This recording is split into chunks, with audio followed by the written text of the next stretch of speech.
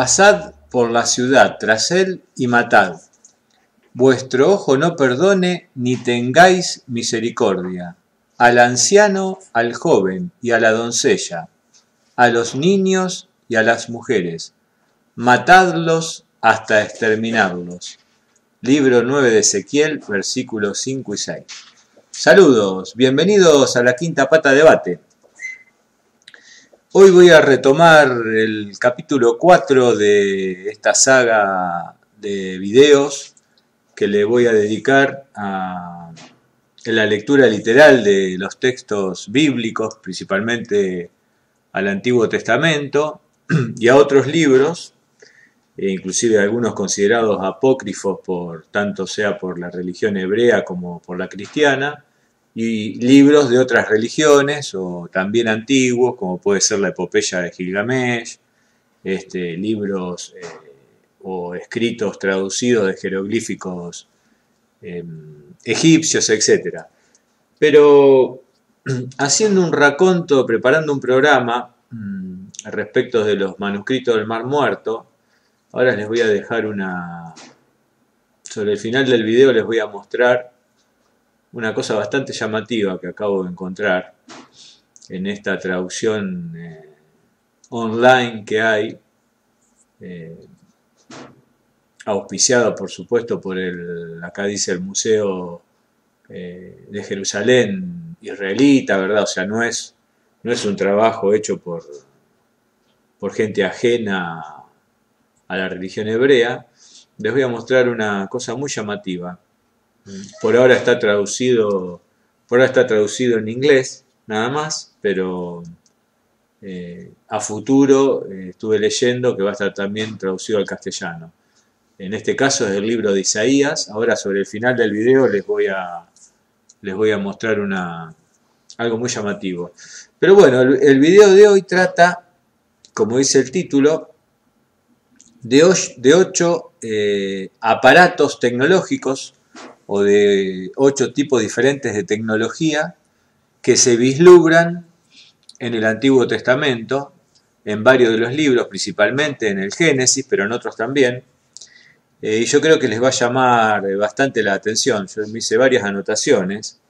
Voy a tratar de que el video no sea muy largo, pero no va a ser un video corto en este caso. Como siempre hago la misma recomendación de esta saga a aquellas personas que puedan sentir que su fe puede flaquear cuando alguien cuestiona o da una versión diferente a la de su creencia, que se sienten vulnerables ante algo que le pueda cambiar el status quo que tenía respecto a su visión sobre el libro, como lo llaman el libro de los libros, ¿verdad? Sobre la Biblia.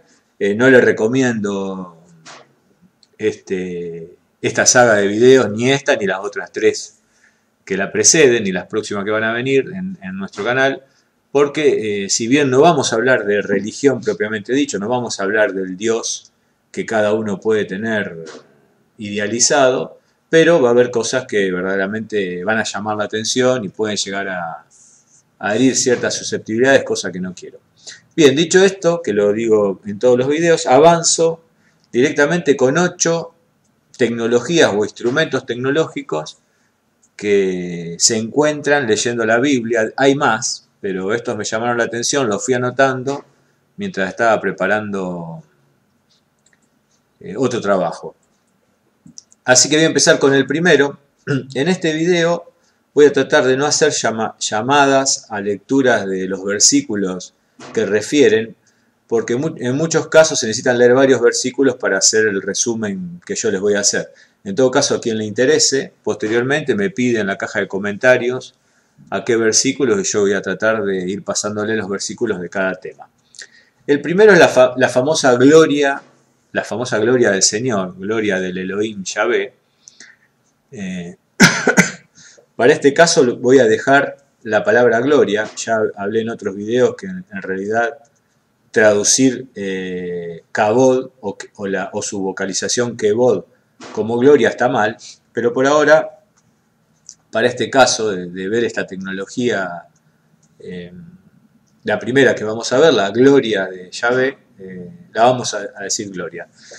Cuando Yahvé se le presenta a Moisés y le dice que lo va a llevar a conquistar la famosa tierra de Canaán, la tierra prometida, Moisés al principio no lo reconoce, como uno se podría llegar a pensar que cualquiera de nosotros reconocería la presencia de una divinidad, del Dios, sino que lo ve casi como una persona, como uno de tantos que son o fueron los Elohim, ¿verdad?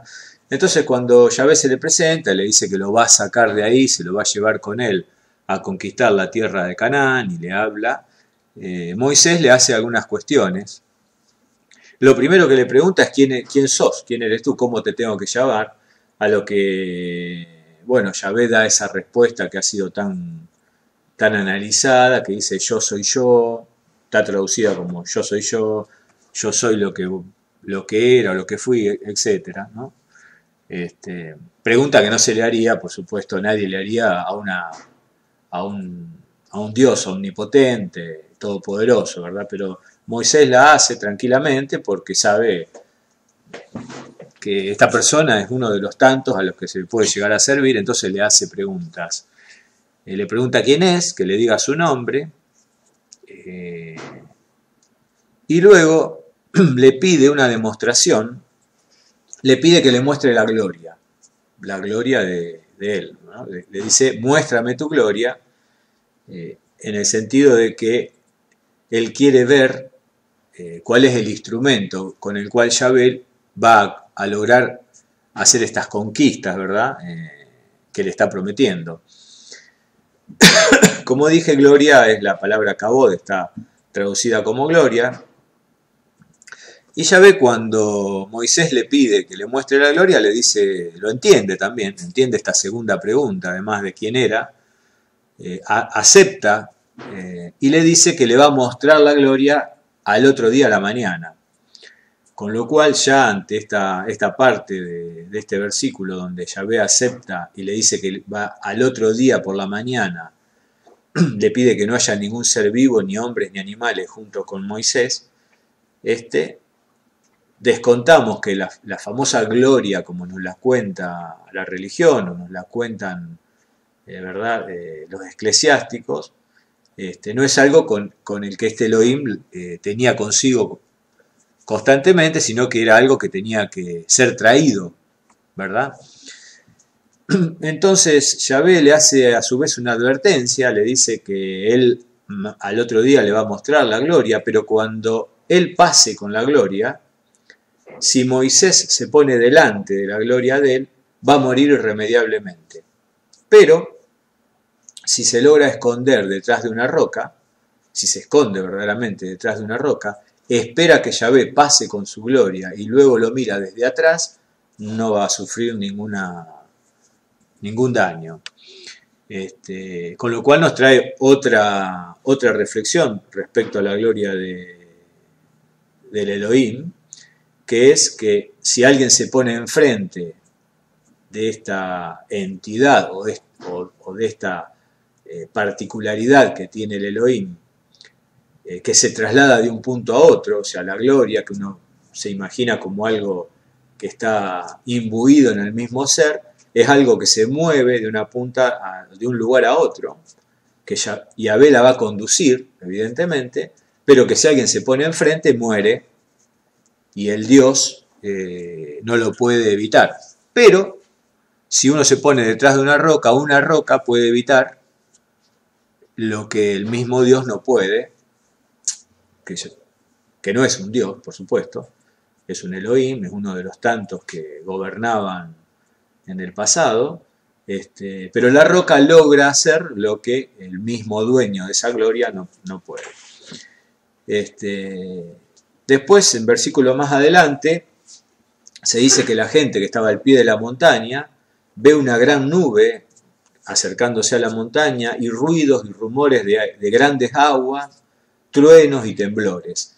Con lo cual nos da la tercera pista de que este vehículo o este aparato tecnológico que había que programar su uso, o sea que no iba consigo, el Elohim no la llevaba consigo a todas partes, en todas sus manifestaciones, hacía ruidos y temblores y se veía como algo muy grande desde el pie de la montaña. Esta es la primera de las tecnologías que les quería contar con esta anécdota, que está claramente descrita en el libro del Éxodo. El segundo aparato tecnológico es más llamativo aún, si es que la gloria no es llamativa, y es el famoso efod, que es un aparato, es un término efod que no tiene ni siquiera traducción. No se han puesto de acuerdo teólogos, biblistas, en cómo traducirlo y lo han dejado así, efod, que como mínimo tenía una propiedad que era la de poder hablar y comunicarse a distancia. Era un aparato que era como una mochila o algo, un pectoral que se ponía por sobre las vestimentas de los que estaban a cargo de los templos de Yahvé,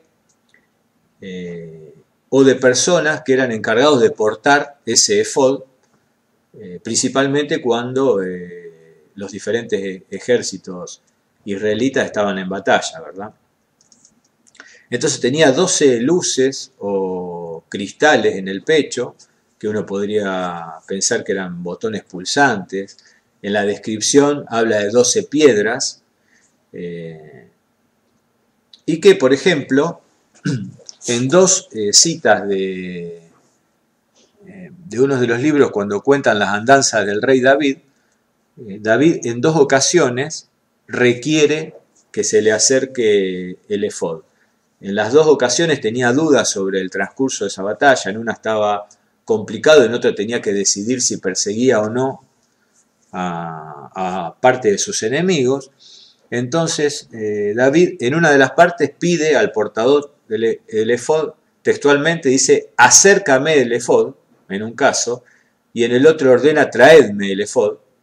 Y lo curioso es que solo después que el portador del efod se acerca con ese aparato tecnológico a David, puede comunicarse y hablar con el Elohim Yahvé, que evidentemente no estaba ahí presente, estaba en otro lado, y el Elohim le da instrucciones y digamos que se establece una comunicación. Una nota que encontré por ahí del efod es que si uno lee atentamente la descripción de cómo estaba compuesto y sus funciones, no queda prácticamente duda que se trataba de algún tipo de aparato electrónico que permitía, entre otras cosas, la comunicación. El tercero de las tecnologías que se encuentran principalmente en el Génesis y en otro libro más que ahora no lo recuerdo, son los famosos querubines.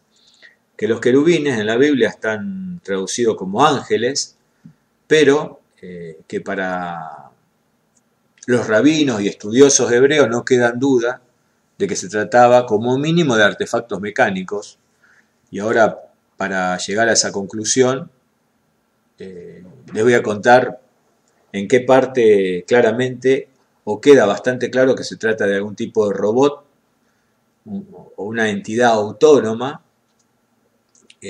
que en el presente nosotros lo podríamos llegar a comparar con lo que son los drones de combate que hay modernos, que hay en el presente, o que puede llegar a ver más adelante cuando uno ve un poco qué cosas está investigando las diferentes potencias militares con respecto a los drones, ¿verdad? Entonces, cuando en el famoso jardín, en ese recinto que era el Edén, estaban los adamitas y, como cuenta en el Génesis, Eva es tentada por la serpiente. Después, en otro programa, le voy a dedicar exclusivamente a Adán y Eva y quién era la serpiente, etc.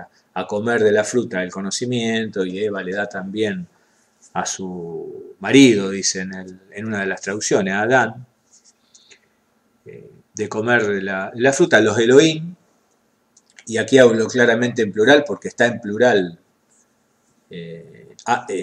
Los Elohim en el Génesis hablan en plural, se admiran o se asombran o se enojan, porque hay signos de admiración en varios de los versículos, de que los adamitas han conseguido de alguna manera comer del árbol del conocimiento y temen, entre otras cosas, que accedan al de la vida eterna, ¿verdad? Entonces hablan en plural y deciden echarlos,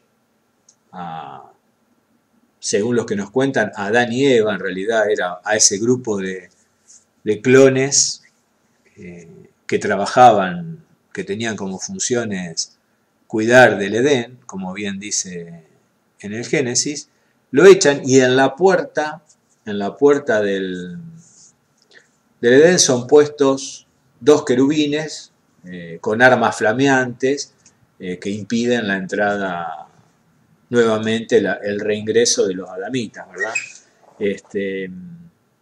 Los estudiosos hebreos dicen que no quedan duda de que estos artefactos eran una especie de autómatas o robots, lo que nosotros en el presente diríamos que son que eran drones militares. En otros pasajes, también los querubines se adivina que son algún tipo de entidad mecánica, inclusive en algunos casos son entidades con las que algunos de quienes escribieron los libros, digamos, los patriarcas que escribieron los libros, fueron llevados de una parte a la otra de los territorios en donde ellos se movían, con lo cual cabe adivinar que los querubines era una forma de llamar a todo lo que sea objeto mecánico, no vivo, ¿verdad? O sea, podría ser desde un vehículo para moverse de un lado a otro hasta un dron que guardaba las entradas del Edén.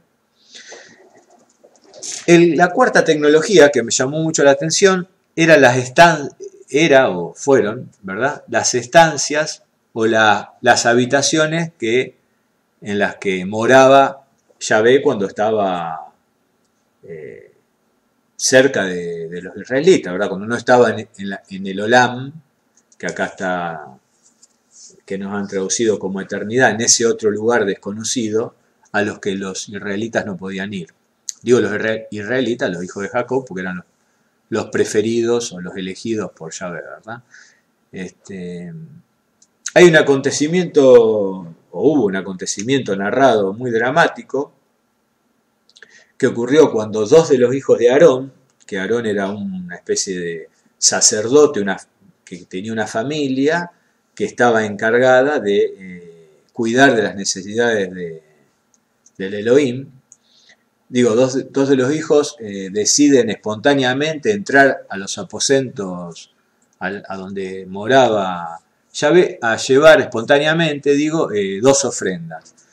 Entonces, con respecto de las ofrendas, voy a hacer un paréntesis acá, el Elohim era muy celoso, lo he dicho en otros programas, principalmente en el que hablo del Dios, el malvado Dios de la guerra, era muy celoso de cómo se tenía que preparar su comida, su bebida y sus holocaustos, o sea, esas fumatas, esas quemadas de seres de carne que producían ese olor, ese aroma que lo calmaba, ¿verdad?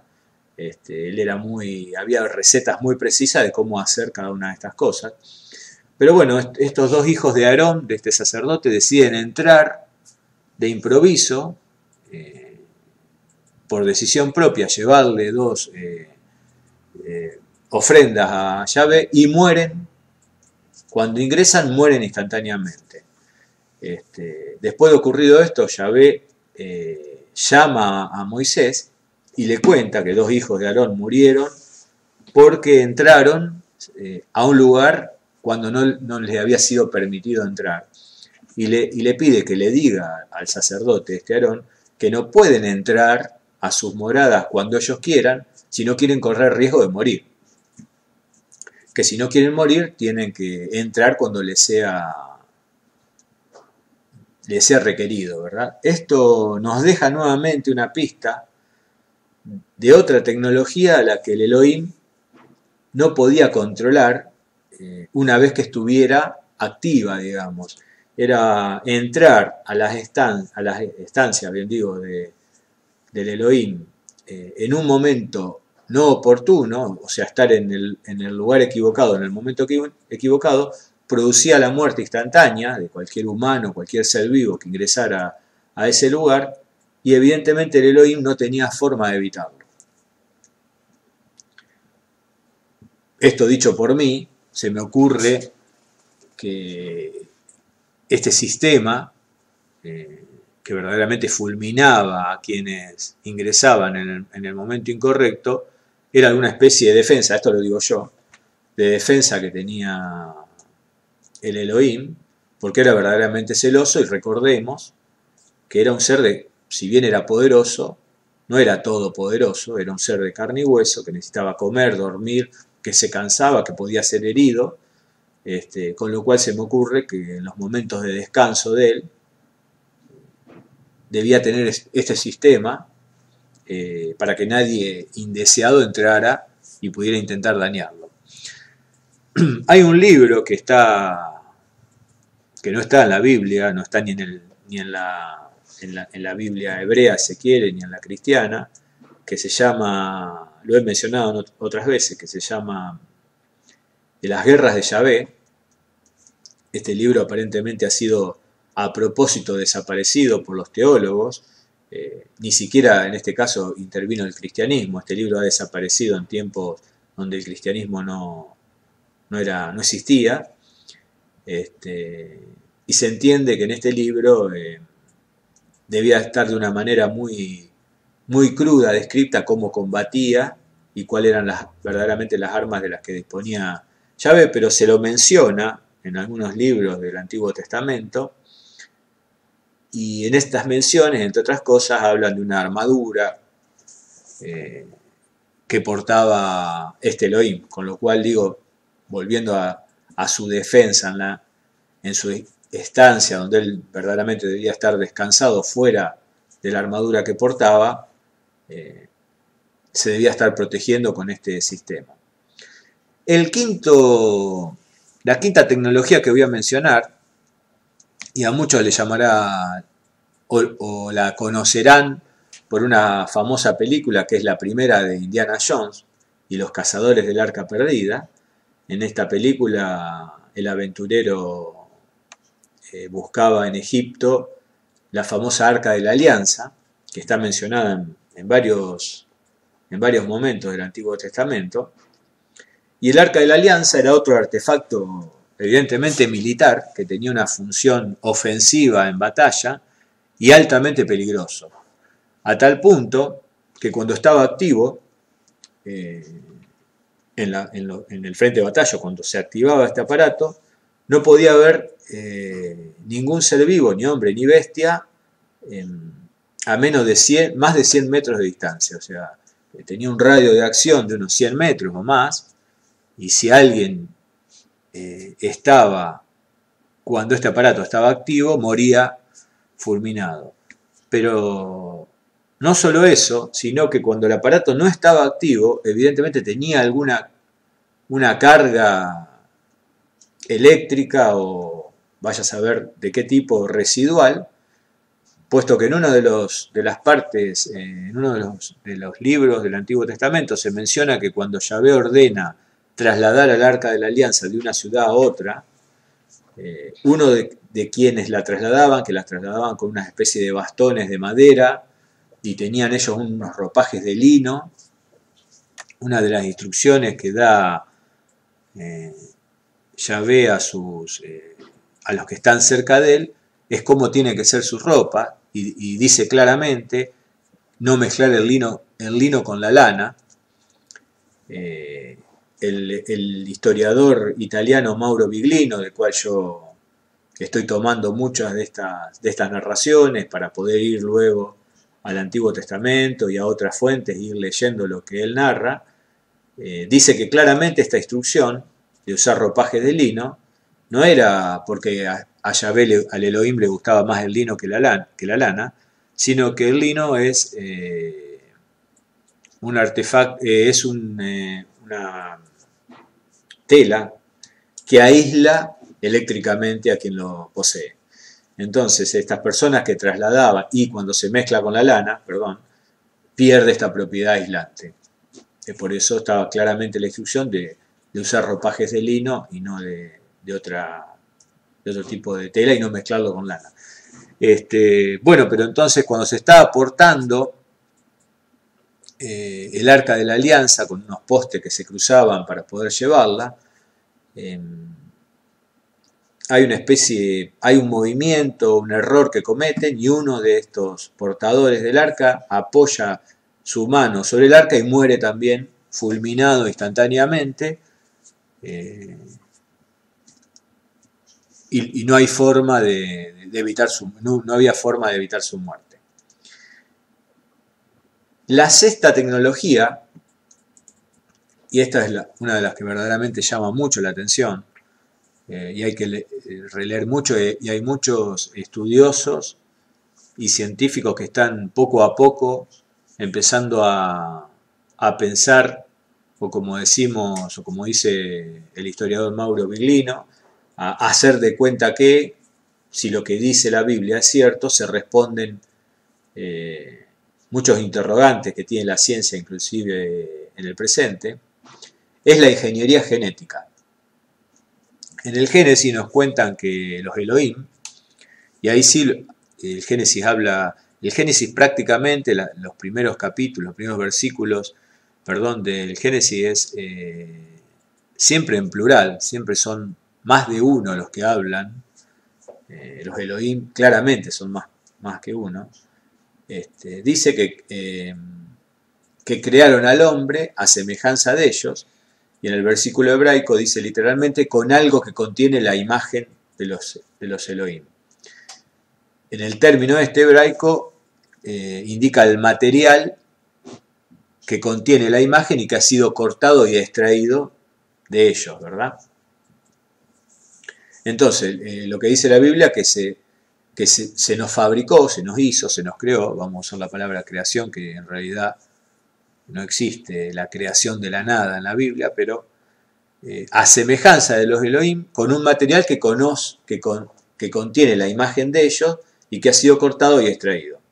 Si nosotros por un momento nos olvidamos que estamos leyendo la Biblia, estos versículos, en el libro 1 de la Biblia, búsquenlo si les interesa, y pensamos qué puede ser un material que contiene nuestra imagen, que puede ser extraído de nosotros mismos, por supuesto sin matarnos, y que sirve para crear una copia nuestra. Si nosotros nos olvidamos que estamos leyendo la Biblia, la respuesta la tenemos desde hace muchos años, pero no tantos, que es el ADN. El ADN es ese material que se puede quitar de nosotros, extraernos, que tiene una imagen de nosotros y que puede ser usado para crearnos una copia de nosotros mismos, ¿verdad? Si lo pensamos de esta manera, podemos pensar que en algún momento de la evolución humana, tal vez hubo alguien que nos dio ese empujón, esa aceleración, para que el Homo sapiens sapiens verdaderamente tuviera este pico de desarrollo que a nivel evolutivo la ciencia no puede explicar. Y ahora voy a contar una anécdota, porque la parte de la fabricación de Adán y Eva y los adamitas lo voy a dejar, voy a hacer un programa especial de esto.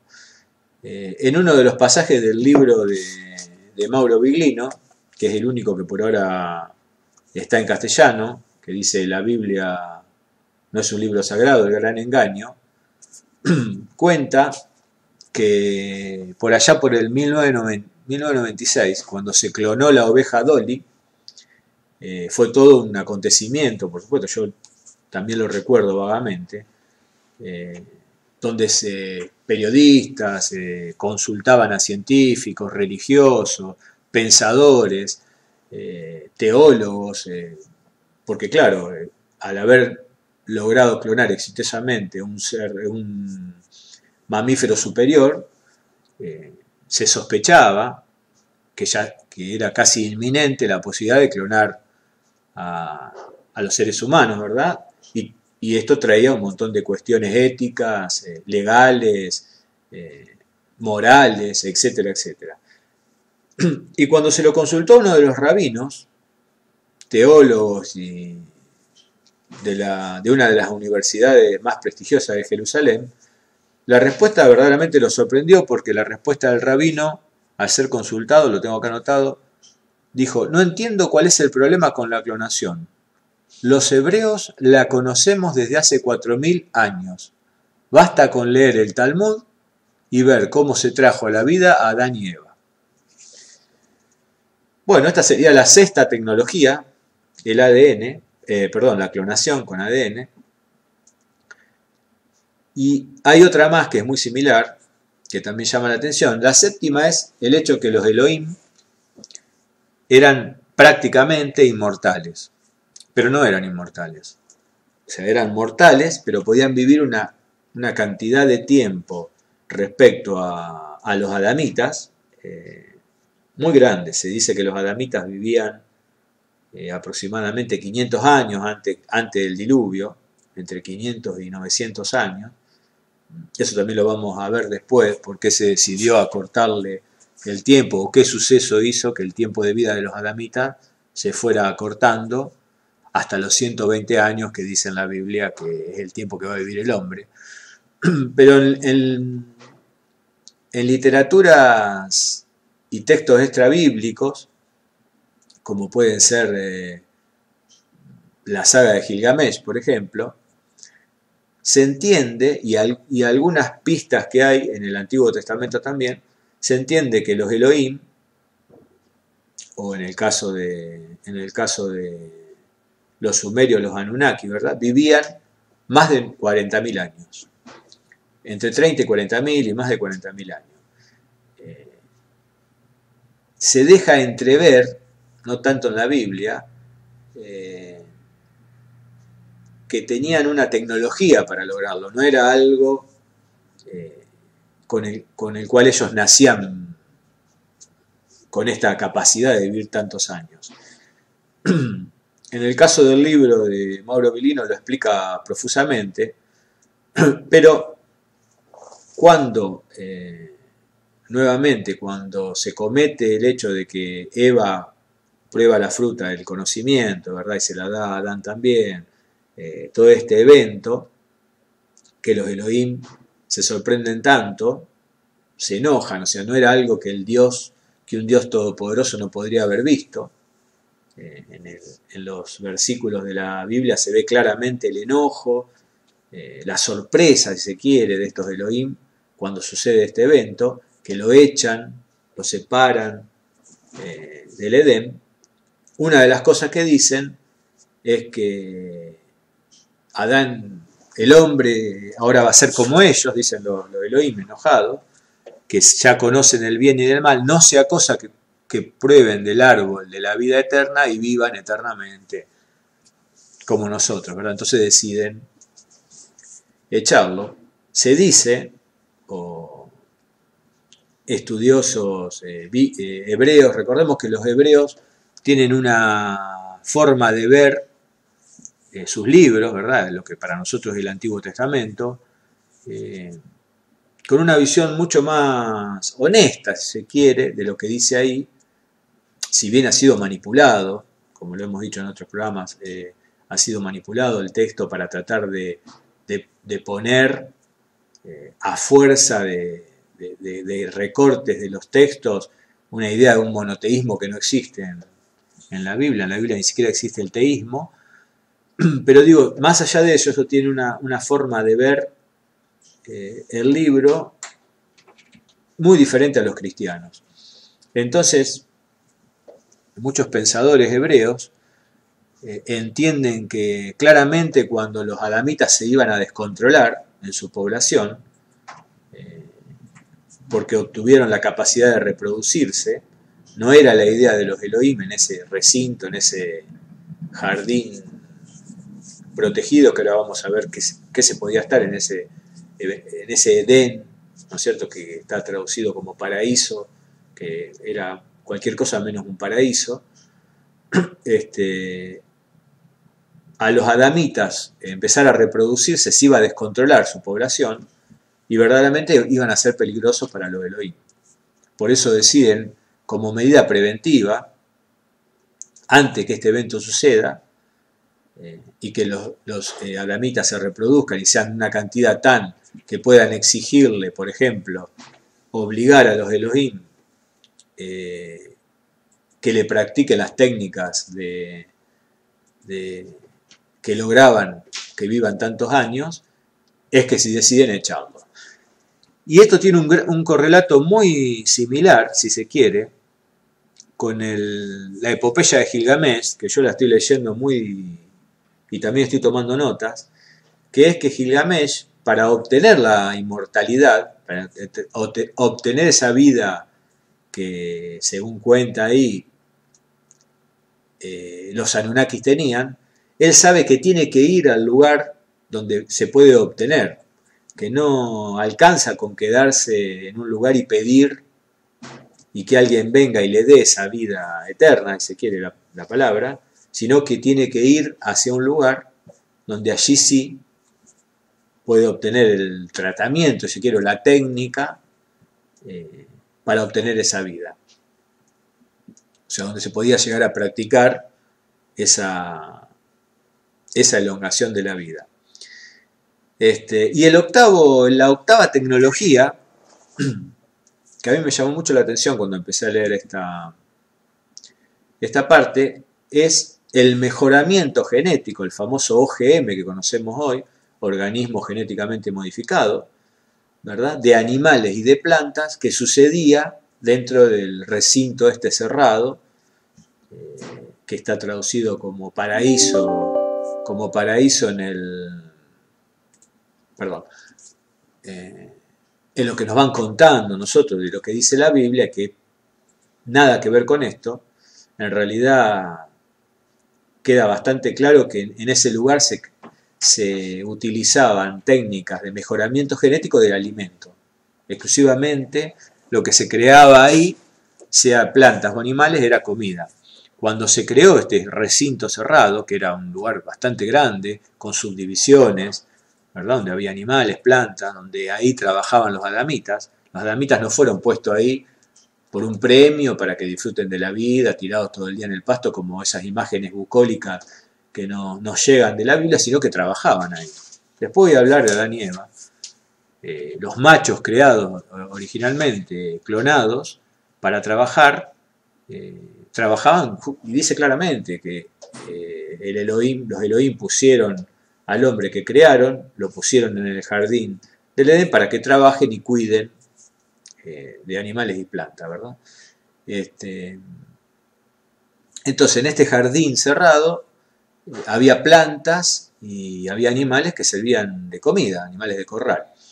Para cuando fue creado el jardín, este recinto, la tierra ya estaba poblada de plantas y animales, inclusive ya estaba el Homo sapiens, ya existía, ¿verdad? El adamita es una versión creada de trabajo para los Elohim, servía a los Elohim. Pero en este libro menciona, y yo lo estoy tratando de encontrar, pero quería hacer hoy el programa, en varias publicaciones científicas, principalmente la revista Science, salieron algunos datos llamativos y yo lo voy a leer como lo tengo anotado para no decirlo de memoria y no olvidarme en ninguna parte. Se habla, por ejemplo, del trigo en esta nota y dice: una componente selvática muy anterior, digamos prehistórica del trigo, experimentó un evento genético que no podría haber sucedido.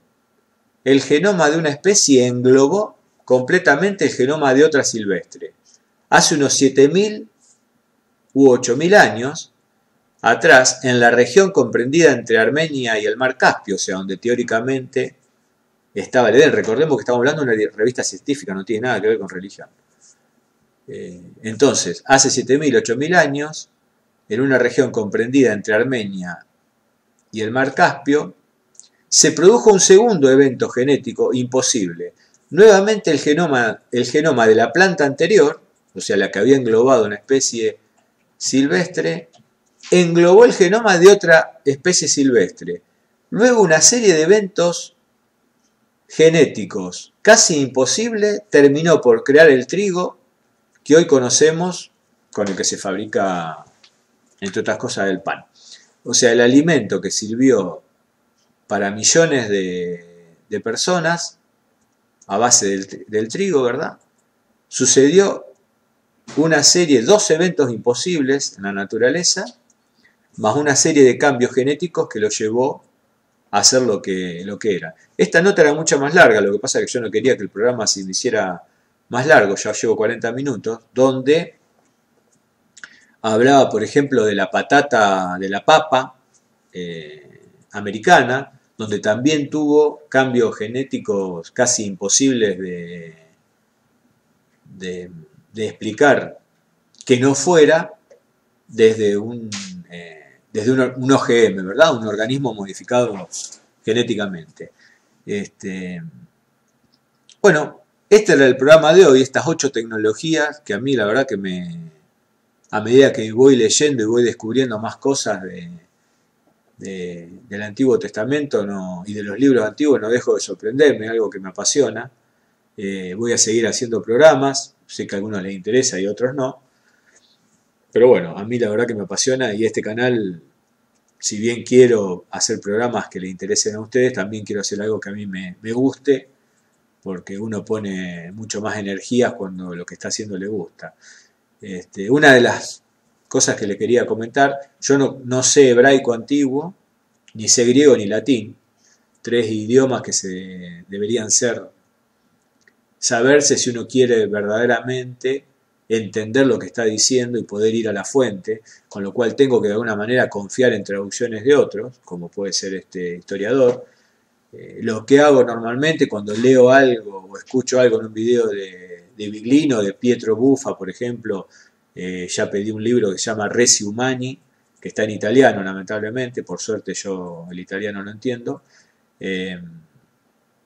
Lo que hago es tratar de cruzar esta información buscando por internet, por supuesto, a ver si puede ser parte de lo que dice Biglino, cierto o no. Y haciendo esto, me puse, para finalizar quería mostrarle esto, que como mínimo para mí es llamativo. Ustedes recuerdan que creo que en 1940, no recuerdo, se encontraron los famosos rollos del Mar Muerto, y me puse a ver, de curioso nada más, me puse a leer, y empecé a encontrar que en todos los versículos no está la palabra Yahvé, ni Elohim. Siempre está reemplazado por Señor. Recordemos que esta traducción está en inglés, teóricamente va a estar en español. Me llamó mucho la atención, entonces lo primero que hice fue tratar de ir en esta página donde está la Biblia en muchos idiomas. Y claro, me encuentro con que en el libro 1 de Isaías, que es el libro que estamos viendo acá, el libro 1 de Isaías, versículo 2, aquí dice claramente Yahvé, y lo dice en otras partes, ¿no es cierto? Me llamó la atención que estuviera traducido como Señor, todos los versículos dice Señor, entonces me fui, hice mi propia investigación, les recuerdo que yo no sé hebreo, ni mucho menos hebraico antiguo, busqué el famoso tetragrama, que después está en discusiones cómo se debe vocalizar, pero bueno, este tetragrama teóricamente dice Yahvé, vocalizado, ¿no? Aquí está la explicación. Y me fui a el Códex de Alepo, que es uno de los códices de los que se basa la Torá hebrea, y lo encuentro, estoy casi seguro, perdón, quería hacer esto.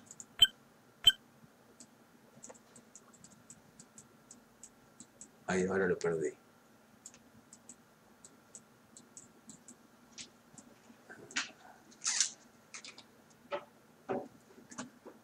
Qué lástima.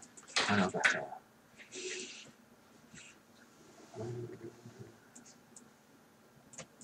Bueno, qué lástima, lo perdí donde estaba por presionar más la... Acá está.